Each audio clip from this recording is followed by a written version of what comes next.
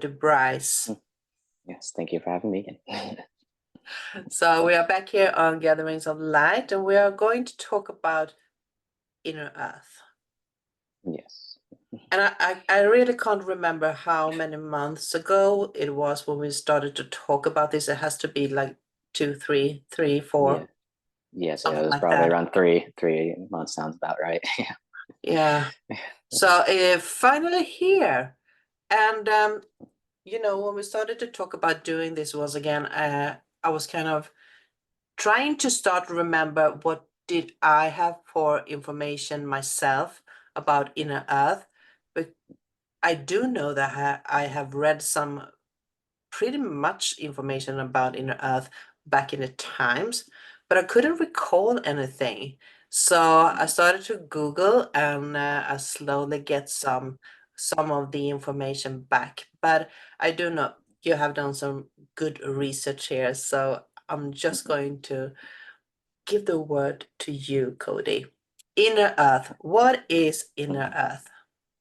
Yes, well, the way you're saying inner Earth is more of like the structure of Earth itself, but we're kind of more focused on like inner Earth civilizations, the beings that might be in inner Earth. The Earth itself, besides popular belief or what was thought of as, hollow Earth theory, is not actually, physically true, if you will.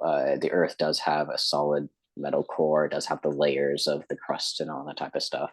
That's in our three-dimensional physical Earth itself.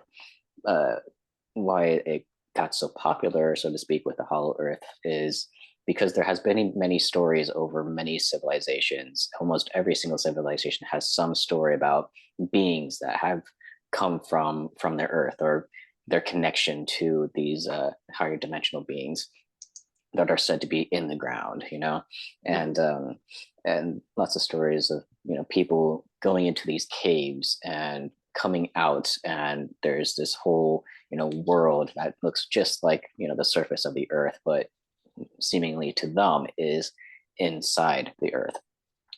That what they're technically experiencing during that whole thing is they're going into basically like a portal vortex area where the energies allow you to shift frequencies to a parallel Earth, if you will.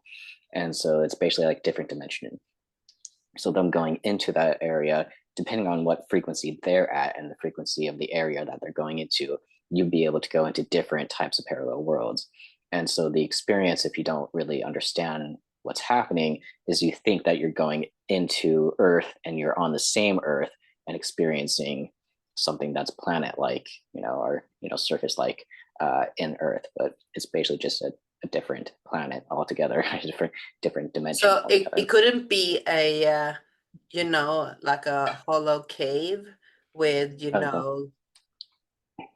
plants and stuff that are, what do you call it when they are glowing in the dark? Fluorescent. Yeah. So it has its own ecosystem, because I have also heard about this, hollow earth and the place like Agatha's, the population of Agatha. And I also heard that there are actually caves that are underneath, not in the center of Earth, but deep down under our surface, but you can reach them through, following the yes the cave entrance.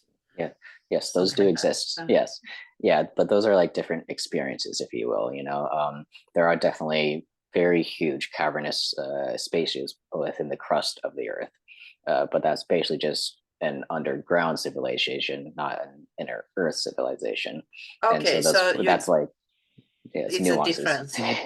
Yeah. So actually, could we just do a little break there and talk about what is the difference between the because what you're saying here is that there are a dimensional frequency of the hollow earth, and you have actually a cave system with civilizations in under the crust, earth crust. Is that what you're saying? Yes, yeah. Basically, the stories of inner Earth would be the frequencies that you're actually changing your entire location, if you will. So you're not actually on Earth, physical Earth anymore. Okay, But so the it's the cave same system, thing, but we are but experiencing it in different ways. yeah, basically. Okay, Mhm, okay, go on. mhm. Yes, yeah. The ones that are actually physically on Earth are really interesting as well because those cave systems are way bigger than you would ever like imagine it to be. Some of the cave systems you go down into it and it opens up into an area that would be bigger than like a state. Like from me being in the United States, so I think of like the states, but it'd be like a very large territory, if you will, very huge. Therefore, a very large population or city could be down there, but most of them are very high technology and high spiritual beings that are down there. Some of them have like the crystalline structure beings. There's some that are uh, the remnants of Lemuria. Those type of Mm. ones, especially like in the Mount Shasta area here in California. There's stories and stuff that there's a crystalline city that is beneath Mount Shasta, and those would be the remnants or even the still living Lemurian civilization there. Um, but other ones that are kind of notable is like you were talking about Agartha. That's Agartha, and Agartha has been kind of talked about or known with many civilizations on Earth. They have different names for it as well. Like in Tibet, they call it Shambhala, and Shambhala is a very like core, I guess, like teaching, if you will, in Tibetan, culture, if you will. um, but that one with Argotha in mind, they say that Shambhala is actually the capital city of, or yeah, Shambhala is the capital city of Agartha. And so they have different nuances there as well. But yeah, But that there's is been, definitely a 5D spiritual community. That is yes. not something that is physical enough. And Mm-hmm. if I should use my own references, those times when we have done meditation and gone, in our meditation to Mount Shasta, I Mm-hmm. can't say that I'm experiencing the frequency there as it would be earthbound. Mm-hmm. It's definitely a portal. Mm-hmm. I see it more like a portal. So I'm tapping into a totally different energy that is not a physical earth. It's physical in some way, but not as linear as we would say the 3D dimension would be. Mm-hmm. So Yes, for yeah. me, it's definitely a portal Mm-hmm. to another Mm-hmm. dimension.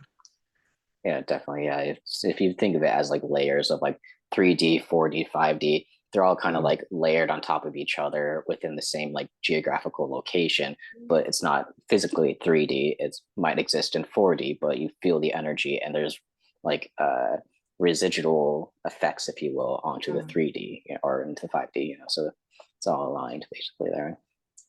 But yeah. Yeah, I think one story that is kind of famous about inner Earth stuff is actually Operation High Jump. Oh, the United, airplane. yeah, airplane going down, Mm. captain, falling down into Antarctica, and then meeting up with this luminous rainbow city, that type of stuff. And so that one's kind of the most famous, I would say, story about inner Earth, if you will. Mm. But something must definitely have happened there because Mhm. afterwards, what's going on in Yes. Antarctica? Because Yeah. it's totally sealed off for, Mhm. tourists. You are not welcome Oh there. yes. Every Yeah. country has their own station there and Hmm. represented, and you are not allowed to fly with airplanes anymore over it. So something is Yes. definitely going on there. So is it Oh yes, a, definitely. portal into a Mhm. other dimension, or what is it?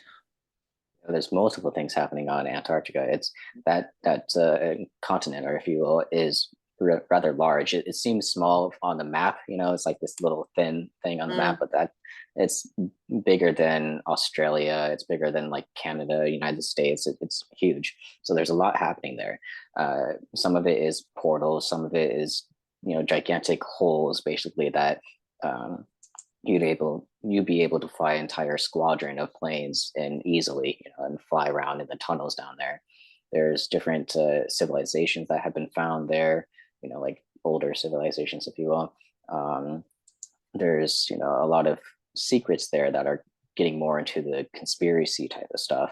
Uh, but a lot of the stations there, uh, some of the purposes is scientific, just because Antarctica is kind of an alien hostile place, if you will, on Earth, and so there's lots to study there. Um, but yeah, it's very secretive, very kind of closed off, because it's a dangerous place to be. It would be cool to have more um, openness, if you will, with it, not be so secretive, not be so closed off. Have more, you know, clear, not clarity, but yeah, just openness with what's actually happening there. It'd be nice, but yeah, there's been a lot of operations by the U.S. to go there and set up military bases. There's a lot by the Nazis very early on to set up military bases there, and so there's some drive that is making us go back there over and over again. Yeah, well, it's, Mhm, it's definitely something, and I know that mhm, the one called Dr. Sala usually talk mhm, about inner Earth, or has been talking a lot about Antarctica.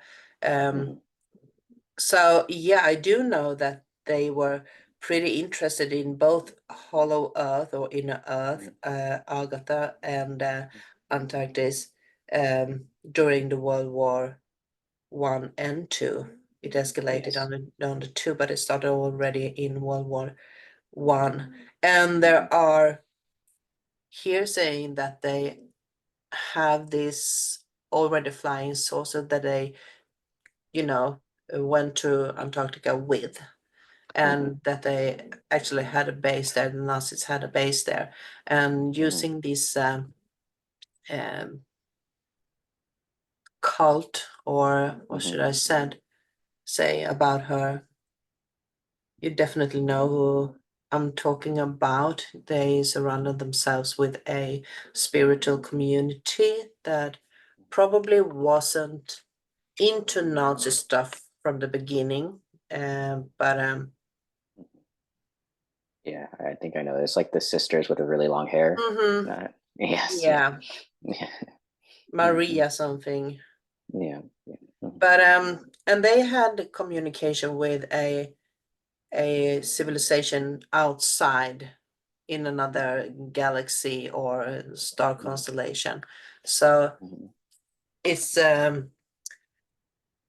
it's kind of frustrating not knowing what's going on there, because I yes, really would like to know mhm, more about why it's so sealed off and why they don't speak mhm. openly about it. Yes, exactly. It's like we've had people stationed there since the 40s, Yeah. and we barely know anything about Antarctica. You know, it's probably slow work. It's very cold there. It's very hostile, so it makes it difficult to do operations there. But there are places, like I know there's been scientifically documented cases where scientists have gone into some of these smaller cave systems that are in Antarctica, and as soon as they go down just a little bit, it becomes almost tropical, to where there's plants that shouldn't be growing there that are growing there. There's pools that are almost like hot springs because it is a volcanic land there, and so it's kind of this like geothermal like pocket within under the crust, if you will, of that Antarctica. And they have all these huge winter clothes on. As soon as they get into this, like just a little bit further down into that cave, you have to take all of that off because you're so hot you might just overheat. And you're in the middle of like this frozen wasteland, and you just go a little bit down and you're in this tropical wonderland. So So it's that would be cool. more like a physical boundary to Mhm. this earth. Yes. Yeah, it's actually physically there because the scientists aren't spiritual people. There aren't, they're actually true scientists that were exploring this cave system and stumbled upon this place. And it's not, they didn't go through a portal. They didn't, it's like just well documented that this place exists. Hmm, There are yeah. supposedly said there is a map over on Antarctica, and Mhm, it's somewhere around the year of 1500 or something, and it shows the lines around mhm, Antarctica, and mhm, the valleys and mountains are drawn at this mhm, map, and it's not a frozen continent. It's mhm, a living, mhm. blooming, blooming Yes, map yeah. over a living Mhm, continent. So, and mhm. that is just a couple of 100 years back.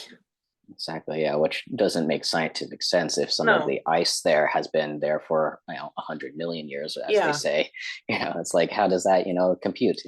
And so yeah, it does kind of raise some eyebrows of like, well, why? And how's that possible? But I think some of it could be the map makers were using techniques that aren't documented, if you will. Some of the techniques could have been like remote viewing, where if they were remote viewing this landmass, they could have been seeing it from a different time period. And mm, so that's one option of it, or one perception. The other perception is something happened there, that it was a blooming, thriving place, and all of a sudden it had like a flood and froze, because there's a lot of water on top of the actual land it mass there. is. Yeah. So it's like, how does all that water there just all of a sudden appear and then flash freeze and be like a mile long of just pure ice? Mm. It's or a mile high, not long, but yeah, it's a huge ice, sheet, if you will, that just covers the whole place. And so yeah, it's kind of a mystery of how all of that kind of just developed. But I do Mhm, also know that a couple of years back, there were a lot of mhm, talkings about these caves underneath Antarctica, and mhm, they said it was a lot of old civilizations, both alive and extincted civilizations down there. And the information that I think it was Corey Good talked about is that there was a lot of reptilians down there. mhm. So Yes, yeah, both there's alive and not alive, yeah. and a lot of military operations, of course. Yes, yeah, I think the one that I heard was that there's a race of giants down there, but that was one of Oh, that the too. civilizations. Yeah, there's that civilization has long been extinct, if you will. They've been very, almost mummified by the ice there, and so yeah, they found plenty of stuff there. There also been have Nephilims? yeah, definitely is that there have been found giant pyramids under the ice as well.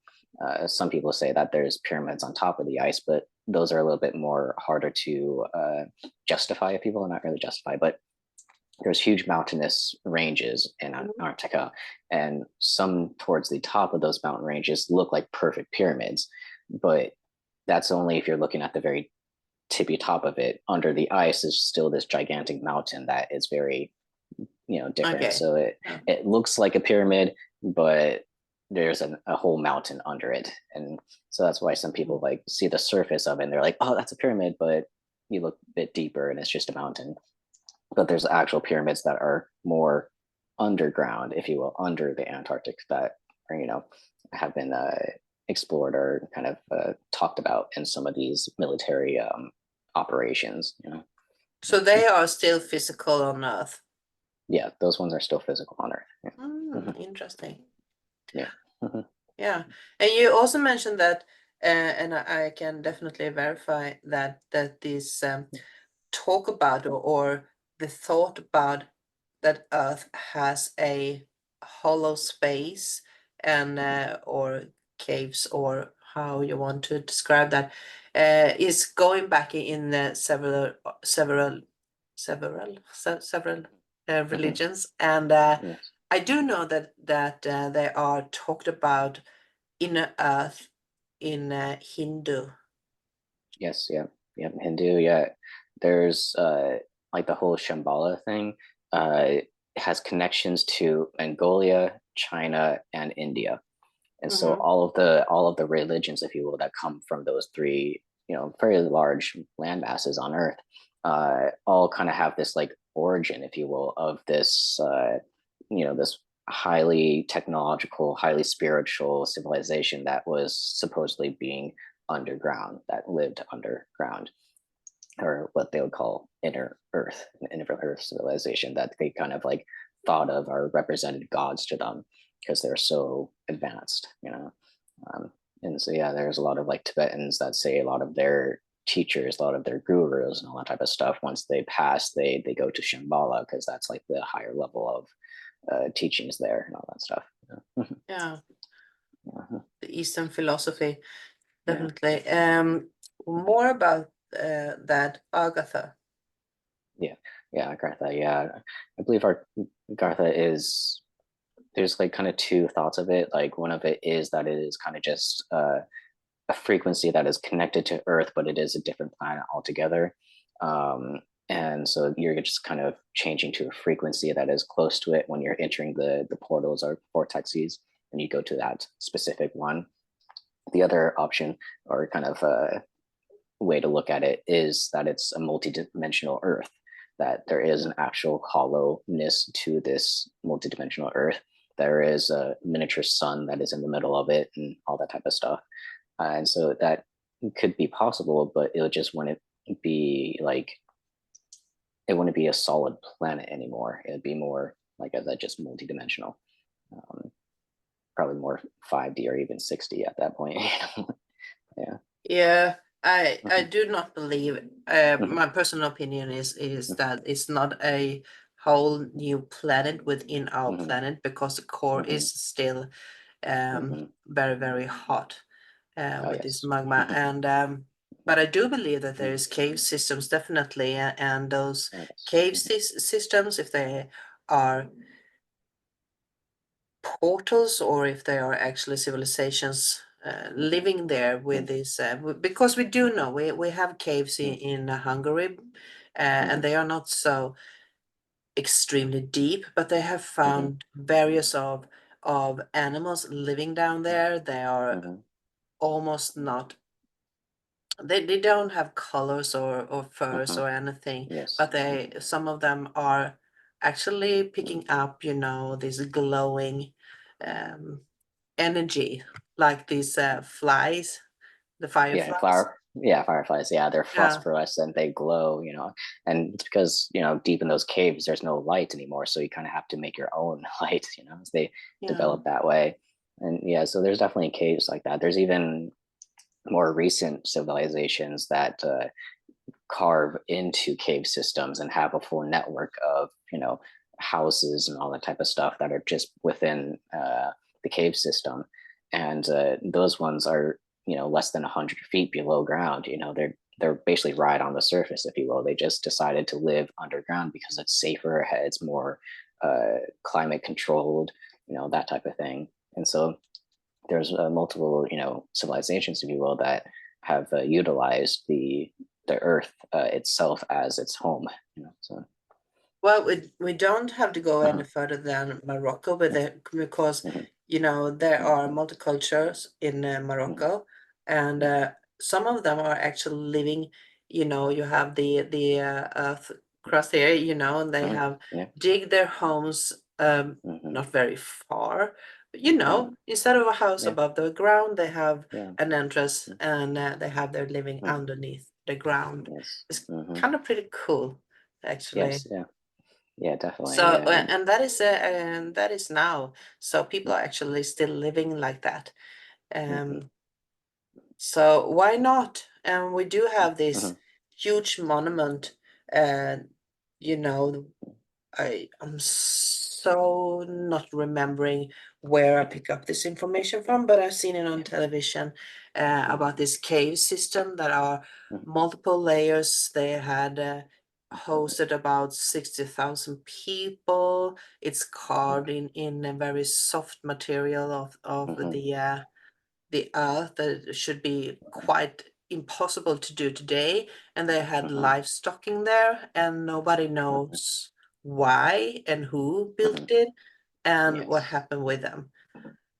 So it's we have physical evidence that people actually on Earth has been living on this cave system, because that is a cave system, Yes. Mhm. really Mhm. close Yeah. to our recalling memories. Yeah, exactly. Yeah, I think one of the coolest of those civilizations that like carved out into the earth itself. There was one that it wasn't a huge network. It was maybe around like the 60,000 population or so. But there was this one room there that was so perfectly carved that it became like an echo chamber. It was basically perfect for harmonic resonance. And so if you ever did anything within that room, it harmonized so perfectly that it would come out of that room into the hallways of the tunnels, and it would spread into the entire place.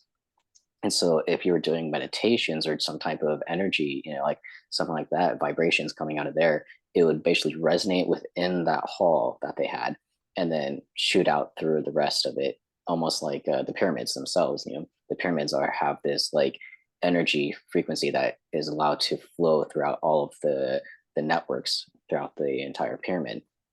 But this goes inward into the cave system, if you will, or the networks that they make. And so that place was thought of as like an amphitheater, if you will, of like, oh, they just did plays there, they did meetings or something like that there. But it seemed like a place that they would either have like music that would resonate throughout the whole place, or it would be a place of rituals where they do full on meditation rituals and have the frequency kind of build up and all that type of stuff and send out to the rest of the people that are just living their daily lives down. So That's pretty cool. Do you know yeah, where it was? I'm I'm thinking it was in Greece somewhere.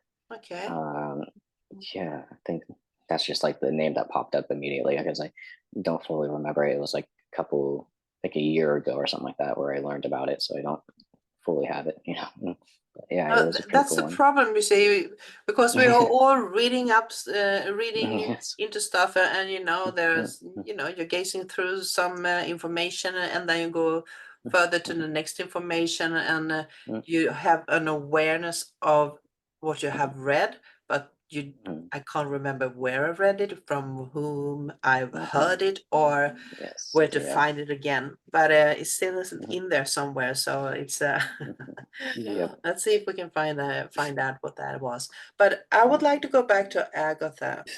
Agatha. Yeah, Gartha. Yeah. Uh, Yeah. yeah, well, there is a lot of energy connected to that. Just the name Agatha is a special vibration. So I'm a bit curious, because I can tell you my experience from it. I have heard a lot of it. I've heard of Shambhala, Shangri-La, and a lot of these, entrancing into Earth to another dimension. And to me, Agatha has a slightly different resonating vibrational frequency. It To me, I can't feel that it has the same vibration as Shambhala. So for Yeah. me, it's two different energies. They are probably connected with each other, and I wouldn't be surprised if they were. But to me, there are two different energies. So Agatha, I kind of have somewhat a relationship to Agatha. I've done a lot of meditations of portals within the Earth system, and I do feel that they are very more close to the living people on the surface, and are more interested in connecting with us than the energy from Shambhala.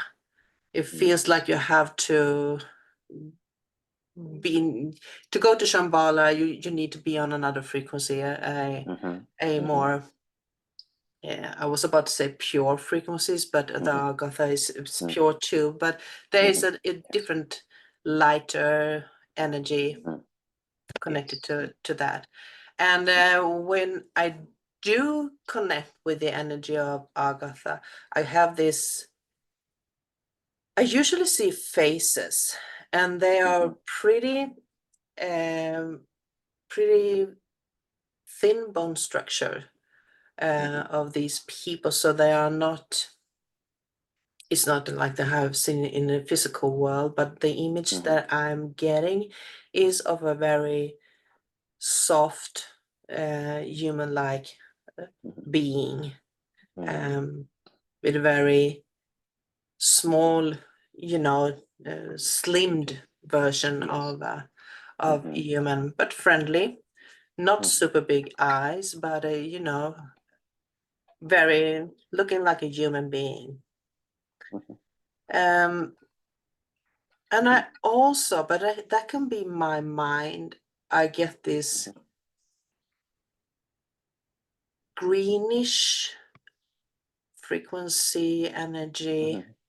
Mm-hmm. Mm-hmm. Um, I usually see them in some kind of green light, not like on the flowers and plants and trees up on the surface, more like a artificial light. Mm-hmm. Gotcha. Okay. So that's my Yes. experience. So Yes. Yeah. Well, and it kind of is on point with, depending on your frequency, how you relate to the thing, you'd probably be transported to different, worlds, if you will. If you're in the same, cave system as another person, that you might be took into completely different worlds because your frequency is related or resonates with Agartha, whereas one of them could relate to Shambhala and they go there, and so it could be completely different because your frequencies are different. The way that Bashar has said it and talked about it is that Agartha isn't, like it is a different frequency. There are beings there, and they are the Agarthian frequency. that's the And population. yeah, the population is Mm, Agarthian. Agathian. Mm. Yes, and so when you have connection with it, you probably have had experiences with them, either in dreams, your actual incarnations, that type of thing. Therefore, you resonate more along with them, or you might be more aligned with their type of culture that they live, the way they live, the energies that they give off. You're more resonated with them. Uh, but Bishar doesn't really talk too much in detail about that type of stuff because he wants the person themselves to figure it out themselves, if you will. He wants you to explore that type of thing and kind of gain the answers from that exploration. Yeah.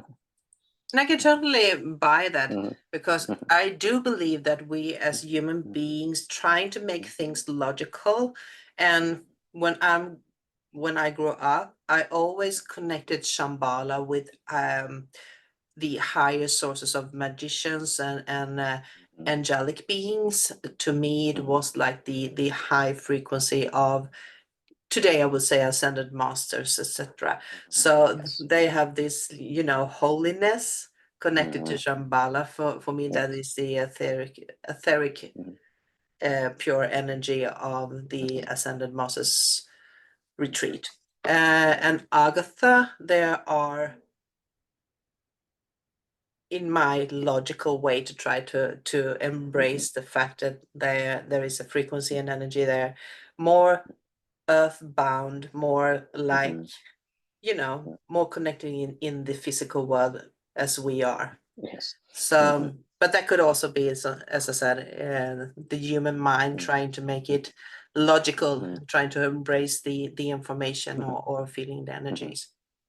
Yes, yeah, it'd be like the difference between a spiritual practitioner that lives in nature, almost like the quote unquote hippie, the hippie that is like Mm. really connected to the earth, and they're like, really, loving and all that type of stuff, earth based and stuff like that. Then there's like the yogis that are like almost distancing themselves from their body, distancing themselves from the earth, not really distancing, but they're just like detaching from it. So they don't have any attachment to it. Therefore, they're more light, they're more fluent, and they can go wherever and all that type of stuff. So they're not like centered, they're not grounded at all. Mm. Whereas the more hippie type of thing is like they have their location. They have their groundedness. They have, this, you know, resonance with the earth, with the, Mother Nature and all that type of stuff. So it's definitely a different frequency, but both can be very high frequencies, you know. Mhm. So what can you tell me more about them? Yes, well, uh, Garthians, I would say, is almost exactly as you've described them, as they're beings that, while still connecting or still having that essence of being a human, if you will, then it's still having the human experience, if you will. But because they're so much lighter and all that type of stuff, so much, skinnier, if you will, they don't have the hardships, if you will, of Earth. It's not as dense. It's not as, we're still fairly big because we're almost like barbaric, if you will. We still have all this like toughness of life, whereas they flow with it. It's not as hard. They still have, the densities of food and, that type of stuff, of, connecting with earth and like almost farming, if you want to talk, think of it as like that. They're still very much in one with the physical ground. um, and so they've like almost elevated to the next level of what humans are kind of supposed to be, if you will. So they're a good benchmark, if you will, to where we should be heading. Like that's like the next step really for us, is to really get into the lighterness of being in the physical, denser body and existence, if you will. So yeah, they're a good kind of a teacher of that next step that we should be heading for. Mhm. Interesting. So now we have covered both Antarctica, and oh, why do I have trouble talking about Antarctica? Antarctic, Mhm. Antarctic. That's the Mhm. Swedish word. And Agatha. And Mhm. I do know that we have a lot of other civilizations too. Can you Mhm. name some of Mhm. them? Yeah, well, Or some of them get talk? into yeah, well, some of them get into more of like darker spaces, if you will, where Okay. like the Mayans, they had the so again, the names are kind of eluding me, but it is kind of like um the death sphere, if you will. They called it like the when you go underground, you're going into what you would typically be called like hell, if you will. It's like the going down underground is going into this negative, dark space, of death and all that type of stuff. And so they had Almost space. similar in like the old Egyptians had. Yeah. So like, yeah, the Egyptians had this like, the underground is, the space of like purgatory, if you will, of like, they're Mm. the soul is just kind of aimlessly wandering and all that type of stuff, earth connected into the earth. But I would say that's more like earthbound spirits. Um, but yeah, like each culture kind of had a specific like up and down, if you will. Mm. Like in Christian society, it's like heaven and earth, but they're more esoteric, if you will. They're not earthbound. Whereas some of the civilizations had like actual physical, like, oh, they're both underground, but one's positive and one's negative. There's a good one would be like the Greeks, if they had the um, Mount Olympus, which was almost like their heaven where the gods lived and all that type of stuff. And then there's Hades, who was like the keeper of death, that had his underworld, and so that's where all the like dead souls were, kept and had to be judged and all that type of stuff there. And so there's different ones, but some of them do say that it's like a physical place that is there that you go to or go to. Um, I just can't remember what the Mayans like the actual word was, but I know it's like a big part of their culture itself, is like that's where you go, Yeah, I'm getting a picture But yeah, of it. yeah, Yeah. yeah. But I think you said another fun thing for me. I like to when you described this Greek culture. To me, you can find so much similarity throughout the Viking culture, Mm-hmm, the Greek culture, a lot of these cultures. They are talking about, in principle, the same thing, but they have different kind of words and a name for the different places. But if you are looking at the context of what they are talking about is so similar to each other. Mm-hmm. So Yep. when it's global and when it's in so many cultures and religions, not so much religion today, but cultures, then it has to be something, you know, a frequency bound to that energy, and otherwise it wouldn't be spread all around the world. Yes, and at different times, there it's like places that are on the opposite side of the earth where they had no communication with each other would have the same, stories that they tell, the same kind of belief systems, and so there has to be something to it. There's either, uh, like they say, in is kind of almost a side thing, but it's like within every fairy tale, there's a nugget of truth. Mhm. It's like with within all of these belief systems and cultures and all that type of stuff, there has to be like a nugget of truth of where does it originate, and some of it could just be high frequency energies that boil down into certain beliefs, and those beliefs can be interpreted in different ways throughout the earth, but they're the same frequency, they're the same multidimensional being, if you will, but talked about in different ways. Mm. So yeah, so, So different civilization is making their own story of how it should be, uh, and that could be said about the Earth's habitants, civilizations, that they are connected to each other, even though they are having different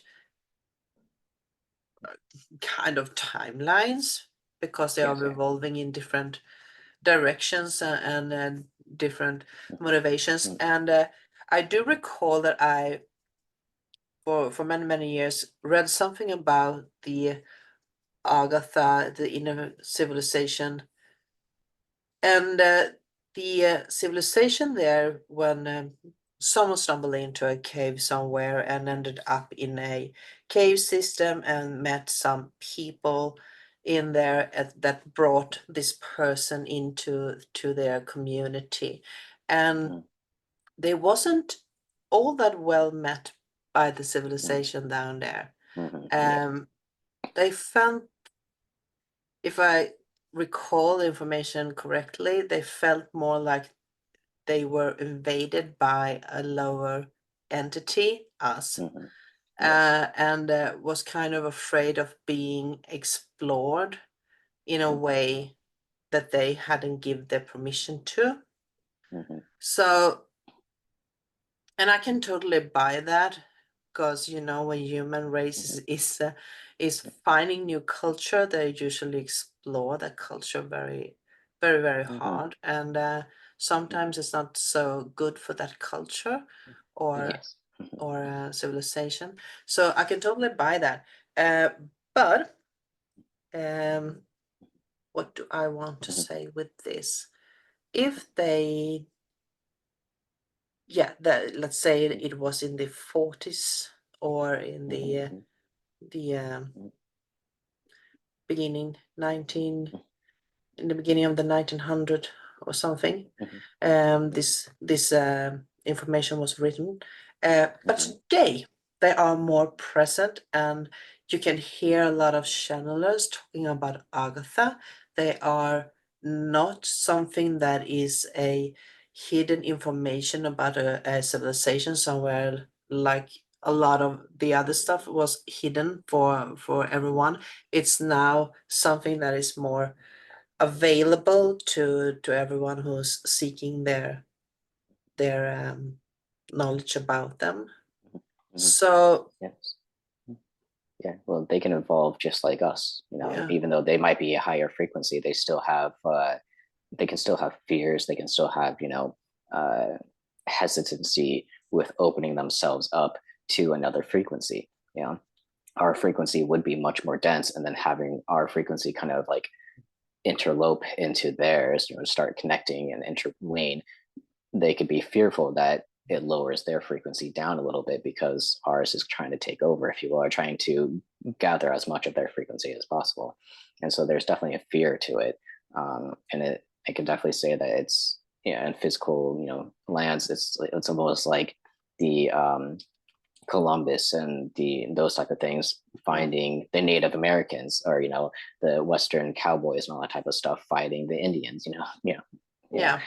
cowboys and Indians, whole thing. Whereas the Indians were much more earth based, kind of more higher frequency, higher consciousness, if you will. But the invaders, the cowboys and all those type of things, think that they're primitive, and they're the ones that are higher and need to go and take over them to raise their lifestyle, if you will. Mm. And so it can have that same type of feeling of like, you find the civilization, their inner earth or whatever, and they seem like they're not as advanced as we are, therefore they must be more primitive, therefore we need to go in there and you know gather what they learned, but also teach them our ways, all that type of stuff. And it's kind of overtaking their culture. And it's kind of happened a lot with some of the hidden tribes that are still in on Earth. That we kind of go in there and they kind of lose their culture. Yeah. And so, yeah, there's definitely fears about it. I can definitely relate, to that. Um, But it but feels like yeah, everything is opening up more to yes, the experience that is taking place. hmm It's more like hmm everybody's trying to integrate with everyone right hmm now. And yes, everybody, yeah, it's hmm yeah, everybody wants to hmm connect with everybody. It yes, doesn't matter what yeah, frequency, you don't- hmm just you're making the connection with something. hmm So yes, yeah, so they must benefit from seek hmm contact with us too. So obviously there hmm is hmm a timeline that integrates both the hmm civilizations that are hmm connected to us and to our yes, yeah, spiritual development. yes.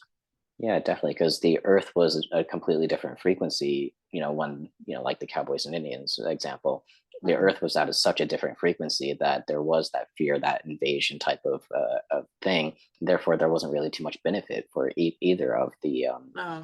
the ones involved. And so at that point, they could have been like, "We don't want you here Ah. because that frequency." But over time, the Earth is like, no, we kind of need this integration. The people of the surface need your energy because they're, you know, needing to raise their consciousness. And so also it's almost like them connecting to Earth's consciousness and them Earth kind of pleading to them, like, can you please help them out? They need a little push, they need some help. I definitely like when you said that. It totally resonated me. We were always talking about how the industrial evolution has taken a quantum leap in the past Mm-hmm, 100 years, but we have never talked about Earth's three frequency. And when you said it, it was like the coin just mm-hmm, got in the right place. mm-hmm, Like yeah, definitely. We are, so everybody's talking about, oh, can you feel the energy? Something is happening. So, but nobody mm-hmm, knows exactly what is happening. But mm-hmm, this is actually what is happening. The earth is mm-hmm, raising their frequency. Everybody knows that.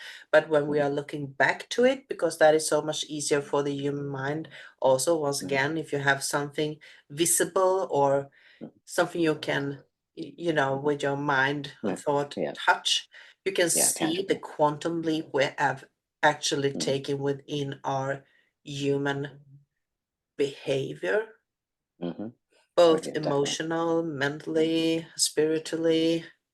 Mm-hmm. So it's Yeah, not just the physical world, with the mhm, hard mhm, drive and mhm, AI, IA, whatever. yes, Yeah. yes, exactly. Yeah, you can see there's definitely been an upscaling, a very like quickening, if you will, of advancement there, but also quickening of consciousness. Even though consciousness tends to move a little bit slower than technology, we kind of have to keep up with it. But there's also kind of a reversed where the consciousness has to be ready for the technology to exist. And so it's kind of this like back and forth almost paradox. um, but if you look at the state of the world right now, if you look at it just like from a kind of narrow perspective, if you will, it does seem like we're in chaos. It's like, oh, the world's going to shit. We're killing everybody. We're all that type of stuff. It's like, oh, it's so bad. But yeah, you have that perspective going back, and you're like, oh, just 200 years ago, people were dying because they got a Yeah. cold. Yeah. People were like invading countries just because they wanted a little bit of gold or a little bit of like something. They are fully taken over a full, they're having genocide, mass genocide. They're this Yeah. whole thing, and so yeah, it's definitely a big change and within a small period of time. Uh, very true. Very true. Never thought of it like that, but definitely it's so much easier to grasp on what has actually happened just in a couple of 100 years. Um, when you are comparing the technical evolution and the spiritual evolution, it's amazing, quite Yes. amazing, and just knowing that everybody is affected of it. We have this connection both with the Tibetan. Um, what's her name? I do have it here somewhere. Let's see if I can. Blavatsky talked about Shambhala, and there were hidden secrecies. There was hidden secrets that were you have to be initiated to have this information, Yes. Yeah. and it's just like not more than 100 years ago. So Hmm. it's so close, and now everybody's talking about it. So it Exactly. has been a Hmm. quantum leap within this information that is Hmm. so awesome. Hmm. So I they know. are obviously affected by it too, because everybody is affected about this ascension process. Everybody has to move with it. And Hmm. finally, we are seemingly ready to accept that information. So, Exactly. Yeah, I think one of my yeah. favorite examples of that secrecy, so to speak, and then finally being able to talk about it is actually the like sacred geometry stuff, where the Greek philosophers and Plato, all that type of stuff, they came up with the Platonic solids and all this, and even the Egyptians long before that, they had this mystery schools that they're being taught basically how to evolve, how to not evolve, but ascend, get to a higher state of consciousness through either sacred geometry, the frequencies taught there. It's like on all Mm, related. But within these Greek mystery schools, the dodecahedron, which basically was like the highest, the last form of the Platonic solids, if you will, was so secretive that if you were to speak its name outside of the secure classroom, if you will, you would be killed on the spot. Like you say the name, you're dead. Like you can't be saying this stuff. Okay, full on secret. And then right around the 1920s or so is when they started actually like diving deep into that the Platonic solids a bit more and truly understanding what the dodecahedron meant, like the frequency behind it, the ether that it represents. And so that's kind of the mystery of it, is was being talked about just 100 years ago, and now we have so much more knowledge about it because it's not hidden anymore. We can openly talk about it, we can openly explore it, whereas before that's a hush hush thing, and so, yeah, that's so really cool very hush motivator. hush. Yeah, Yeah. so yeah. And it was not like you can only go back like 30 or 40 years from now. It Mhm, was still like if you had information about the spiritual community, mhm. you were considered to be like guru. Yes, yeah, Everybody from India yeah. who said Mhm. something spiritual was a guru. Yes, And because exactly. everybody was like, Hmm. yeah, they have some Hmm. spiritual information to share. And Exactly. yeah, so Hmm. so Yes. everybody's a Yeah. guru right now. Exactly. Yes. Yeah. They're either you're a guru, you're a spiritual teacher, you're like up there, like you have knowledge, I want it type of thing, or you're the devil, go away. Like Yeah. you're Yeah, bad, what about bad. that? Have you noticed how much it has increased these negative energy of people are talking so much more about, the good side and the bad side? It has Mhm. also escalated a lot. Have you followed Oh yes, any information on yes. Hmm. Yeah, I've heard some stuff. Well, it's more visual. It's going to kind of get into a little bit more conspiracy type of stuff, but it's oh, more we do love visual within. conspiracy time. Yes, right. It's more visually apparent in celebrities. Celebrities are talking much more about the devil, much more performances and stuff like that that are revolved around negative stuff. It's almost like they're showing it purposely. Of this is kind of what I believe or whatever. And yeah, there's this whole thing that a lot of these artists um, have these concerts and all that type of stuff, and during the concerts they'll have random symbols that are connected to like Satanism or all that type of stuff, or the devil itself. A lot of horns, a lot of black and blood and all that type of stuff. Lots of red, deep kind of iffy Yeah. feeling stuff. And it's a song about sex or something like that. A song about drugs. It has really nothing truly to do with what they're showing on stage. They're just showing it, and it could be this buzz or like a kind of a shock factor, because people get shocked with it, therefore they get more publicity or more attention on that type of stuff. But I do feel like there's a lot more push in the celebrity arena uh, um, towards going towards the negative and not the positive. Yeah. Yeah, it's kind of a huge topic to talk about, but Yes. definitely I'm brought into the magical sphere of information, and when I was starting my spiritual journey, I tangled up with a lot of people, or not a lot of people. There wasn't that much people, but those who had information, and we was trained to do spiritual work, and we were told to be very aware about the entities from both sides, because there is both you can go to look at the archangels. You have Archangel Michael, the chief angel, who has been in a constant battle with the dark and the evil. So if there is evil in that realm, of course there's evil in every realm underneath that, or dimension underneath that. So obviously they are both good and bad, and but I have never heard people talking so much openly and about the dark side and the dark entities. And now there is almost like they have been invited into our dimension to be here, like the good stuff. So Yeah. it's and when people are talking about it, about what you mentioned, symbols. I saw a lady who had a ring, and someone was saying that that ring was a symbol for not so good using. It was a symbol of using other human beings in a lower age. And I was like, as an artist myself, I do a lot of painting. For me, that was a symbol. When I look at it, it was a artistic symbol, and I couldn't connect the symbol with that she would be something that was, yes, I am a, Yeah. yeah, Yeah. Yeah. Yes. predator. Yes. Yeah. But yeah. Yeah. So Exactly. Yeah. it's There could kind definitely of be. blowing out of proportion. Yeah. Yes. Definitely.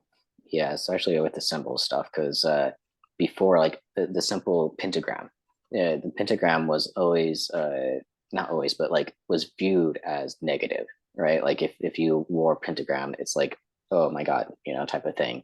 But the pentagram was basically just a Wiccan, symbol. It's just a star, really. It's not something crazy bad or whatever. It's the energy that is put towards it. And Yeah. so it's like your definition of that symbol is what you're going to get out of it. And so, there could definitely be nuances to it. And it's whatever your frequency, whatever your definition of the thing is, that's what you see it as. But other people might not see it as the same definition, same thing. Yeah. Mhm. Yeah, but the main question here is, why is everybody, is definitely a Yeah. battle going on between good and bad. It has always Yes. been, but why is this so invited to our realm or our dimension right now? And why Mhm. is it so almost Mhm. um playful? I'm going to use Yes. that Yeah. word, playful. Hmm. So because it seems like it is something behind that nestling itself into our consciousness, trying to, yeah, we do know why, but yeah, it's kind of fun in a Yes, way. definitely. Yeah, so I think there's definitely one aspect of it where we're so focused on keeping the positive, like keeping just, oh, we only talk about the positive, oh, we talk about positive, that the negative side has been kind of pushed down. There's only like certain nuanced people that were like really pushing for it. There was, some push, but it was mostly like, don't think about the negative, don't think about the negative, only, positive, positive, positive, just, kind of blinders, if you will, just only that, which can be good for some things, but there are we do have like a duality to ourselves. We do have both positive and negative, and when you take away one of it, you're having an imbalance of energy, and therefore what the negative could be coming into our world as is allowing the person to truly have a choice. Yeah. When you come into this world, you have a choice of how you want to live life, and Very good from point. from the spiritual perspective, this is just a dream. We are on stage playing a role, having like you said, it's a game. It's almost playful. We come here to play as different beings, different perspectives of the one. And so coming in here, if one of the choices isn't as available, if you will, as the other, then there's an imbalance, and therefore we're not fully allowed to live the full expression of ourselves. So having equal choice of, you can either go for the positive, you can either go for the dark, or you can have a good mix of both, And so I think it allows more choice, more open choice for that type of thing. Yeah, definitely. Mm-hmm. Sometimes when we've been in discussions and because people are curious, and I usually ask the question if they know the difference between white magic or black magic, and people usually, zoom out, trying to find so much different reasons. But I usually say that it has to do with the intention of how you're using it. So whatever you want to use with it, and there is definitely, I do have respect for the dark side. So you shouldn't be playing with those energy because they are not so interested to make amends with you. So if you're way off there and don't know what you are doing, then it could be quite a reprimand from them. So you don't want to do things that you shouldn't be doing. But the other side is so much easier because you could be wrong there, but you won't be Yeah, there won't be as much consequences for No, there doing won't be something so much wrong. consequences. They're more love and light there. So they do know Yeah. that we are spiritual seekers, and they are helping us back on the same way, same pathway again. Yeah. So is there any more information you want to share about inner earth? I would say my main points have kind of come out there, that most of the stories are basically just frequency changes into a different parallel world that's not an actual inner earth. And then there's stories all around the globe of different ones, and so it's kind of a tap into the one that's closest to you and explore more yourself if you want to really get into it, because there's more information out there than either of us can come up off the top of our heads with.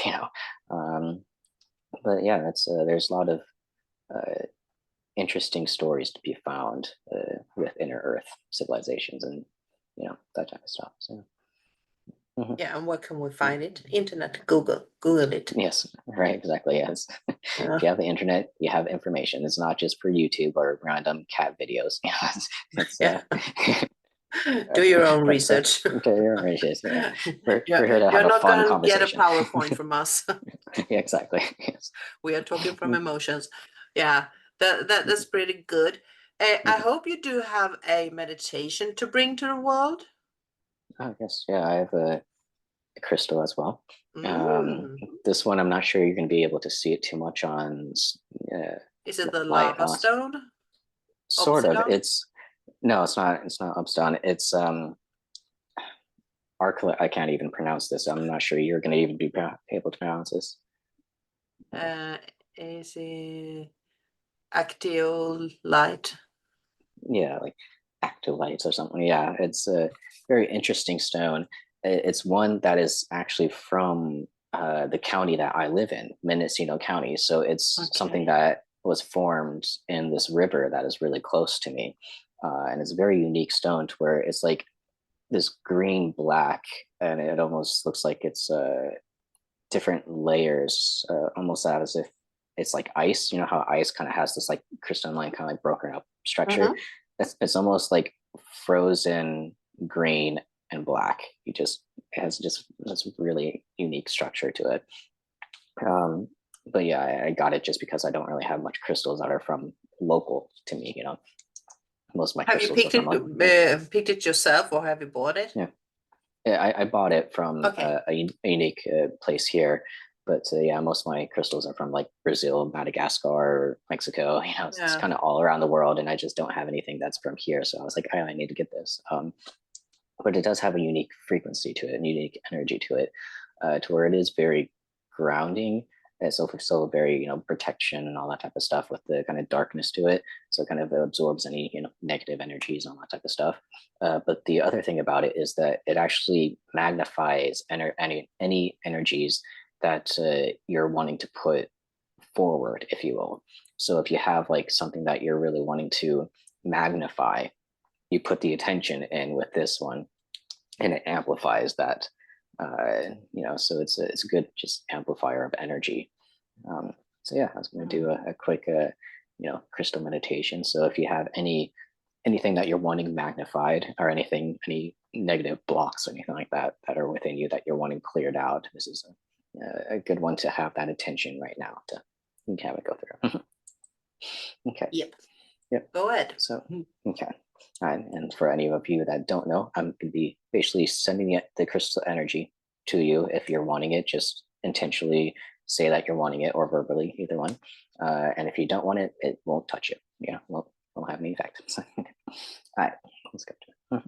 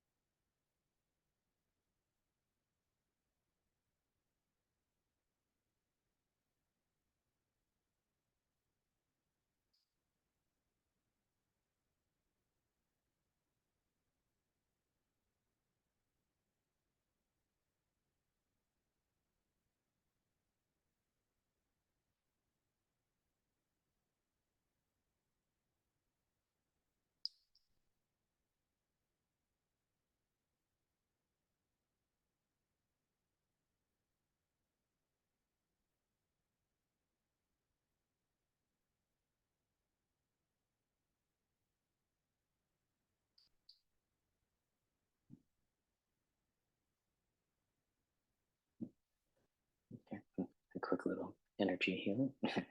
Energy. Mhm.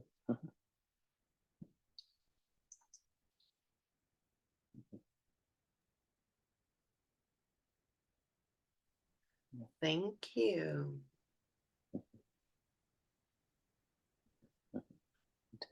Did you feel anything on that one? It's kind of It different. felt like very clear and soothing energy, and it was placed a lot around my eyes and my nose. It felt very cold, almost like you've been washing water, water, Mhm. cool water. Yeah. So that felt pretty good. Mhm. Actually, I didn't feel so much otherwise within my body of anything that I wanted to enhance, or maybe I did, because I started to think about angels. Mm. I started to Yeah. feel talk. I didn't Mhm. talk. I started to connect with angels. So I wanted to give that to you, Cody. Is that a Mhm. topic for the next time? Yeah. Angels. Angels are definitely a good topic. There's a lot to talk about. So yeah, that'd be a good one. Yeah. Yeah. It feels Mhm. like they want to be talked about. Mhm. So Yeah. yeah, Mhm. then we have a new Yes. topic. Perfect. Good. Yes. Yeah. It was interesting doing the energy healing itself. When I had my hand up, it almost felt like waves that were actually going over my hand. There's like a rollingness to the thing, and so I was wondering if you felt that kind of washing effect. So it was Yeah, interesting. Yeah. well, almost That's like it was swirling around my eyes, yes. so and Yes. up Yeah. my Mhm. nose. Yes. Yeah. No, what do you Yeah. call it? Nostrum? Yeah. No, Nostrils. Yeah. Yeah. nostrum. Yeah. Mhm. So Yeah. definitely a cleansing in some way. Mhm. Mhm. Definitely. Mhm. Yeah, it felt good. Mhm. It was a Yes. very nice stone, so I hope we can use Mhm. that again. Yes. Definitely. Yeah. Mhm. So, Yeah. Yeah. well, ladies and Mhm. gentlemen, we are approaching the hour of 22 here in Mhm. Sweden. Mhm. So, Yeah. Well, yeah. and 20 Yeah. over 10. Yeah. So we are going to say thank you. Thank Yes. you Yes. to Inner Earth. Thank you, Cody. Yes. Yeah. Thank you for having me. It was always good conversation with you. Yeah, it was so interesting. I felt there was a lot of energy, and my palm chakra was just, exploding from time to time. So definitely a lot of energies was awakened again, and I felt like it was a lot of connections, the ancient connections that have been not so active for a long time, that started to pull forward again. So it's going to be interesting to see what's coming up in my dreams when Mhm. the next days Mhm. down the road here. So yeah, definitely. Mhm. That's all, folks. Inner Earth, Agatha, Antarctis, Cody Bryce, Mhm. everything you need to Mhm. know between that. Mhm. Mhm. Yeah. And Yes. next time we were talking about angels. Yes. Yeah. Sounds So like a good time. Yes. Mhm. final words. Alright. No, just flow with love. Flow with love. Flow with love. And with that said, flow with love, everybody. And we are going to see if we can stop the live stream. Yeah. And I think we did, right? Let's see here. Let's